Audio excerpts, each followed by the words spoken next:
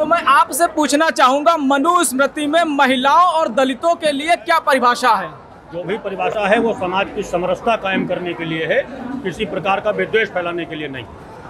आज जो आप एक महिला से संरक्षण की मांग कर रहे हैं, जो ब्राह्मण समाज आज एक महिला से अपनी रक्षा, अपने संरक्षण की मांग कर रहा है, उस उद्देश्य को लेकर मैं आपसे एक प्रश्न पूछना चाहता हूं कि आखिर पिछली बार जो 2017 के विधानसभा चुनाव थे उसमें जो देखने को आया था कि साधु समाज ने खुलकर बीजेपी का समर्थन किया था, आखिर वह क्या अंतर आया? इन 5 सालों में ऐसी कौन सी चीजें घटित हुई जिससे आज आप यहाँ पर इकट्ठा हुए हैं, एक दलित महिला से संरक्षण मांग रहे हैं?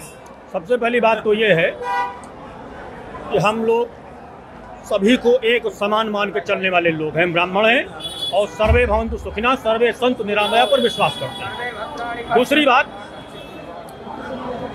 हमारी कौम का टारगेट करके उत्पीड़न किया गया वर्तमान सरकार में।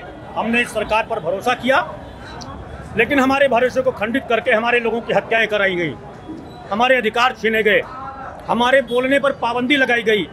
तो जाहिर है कि हम जब व्यापक पैमाने पर अपना उत्पीड़न होते हुए देखेंगे तो जो हमारे लिए सबसे पहले हमारा रहनुमा बना हुआ था श्रद्धेय सुश्री मायावती जी, जिन्होंने एक बार 5 साल के कार्यकाल में यह स्थापित कर दिया था कि वो सर्व समाज को साथ लेकर के चल सकती हैं और उत्तर प्रदेश में बेहतर कानून व्यवस्था बना करके सबके लिए सबका हित सुनिश्चित कर सकती हैं। इसलिए पुनः ब्राह्मण समाज ने आदरणीय मायावती जी के नेतृत्व में फिर से इकट्ठा होने का मन बनाया और आगामी विधानसभा चुनाव में पूर्ण प्रचंड बहुमत के साथ मायावती जी की सत्ता की वापसी हो, इस विषय पर हम लोग काम कर रहे हैं।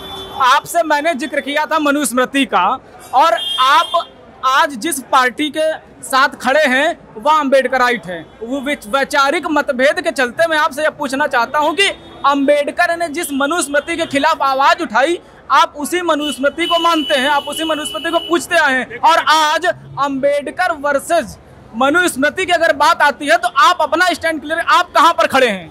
विचारधाराओं की जहां तक बात है तो हिंदुस्तान इतना विशाल देश है, कोई न कोई विचारधारा एक दूसरे से टकराती है। विचार में मतभेद होना चाहिए, मनभेद नहीं होना चाहिए। और दूसरी चीज, सनातन संस्कृति कभी किसी का विरोध या दमन नहीं सिखाती।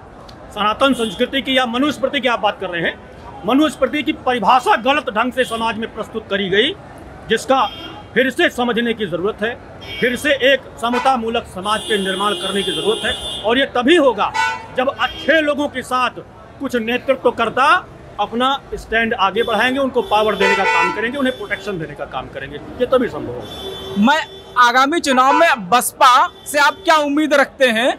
यदि वह सरकार में आती है, आप अपनी मांगों को लेकर स्पष्ट कीजिए, आपकी क्या मांगे हैं और आप क्या उद्देश्य से, किस उद्देश्य से आप आज यहाँ उपस्थित हुए हैं?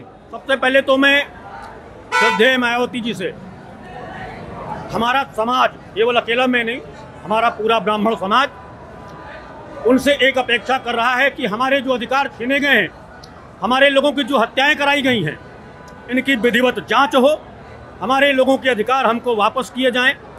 सरकार में, समाज में बराबरी का स्थान सबको होना चाहिए, हम भी इंसान हैं। और जिस प्रकार से सभी जातियों के लिए एक नई नई व्यवस्थाएं बनाई गई हैं, हम भी मांग करते हैं श्रद्धेय मायावती जी से कि हमारे भी समाज के लिए एक आयोग का गठन किया जाए और उसमें ये जांच कराई जाए कि पिछले 10 वर्षों में अखिलेश यादव जी की सरकार से लेकर के आदित्यनाथ जी की सरकार तक में जो भी कुछ गड़बड़ झाला हुआ है, इसकी जांच करा करके और फिर से कानून के राज्य के हिसाब से, कानून के हिसाब से, समाज में समता मूलक समाज के हिसाब से एक व्यवस्था स्थापित कराई जाए। तो यह है उत्तर प्रदेश का ब्राह्मण समाज, जो कहीं ना कहीं 2017 में आई भाजपा उत्तर प्रदेश सरकार को लेकर आक्रोश व्यक्त कर रहा है। और उनका यह कहना है कि भाजपा सरकार में या फिर उससे पहले की सपा सरकार में जिन साधुओं, जिन ब्राह्मणों की हत्या हुई है, उनकी जांच की मांग करते हैं और अपने लिए संरक्षण के लिए वह आज बसपा का दरवाजा खटखटा रहे हैं और यहाँ पे उपस्थित हुए बसपा से संरक्षण के लिए। बहुत बहुत धन्यवाद।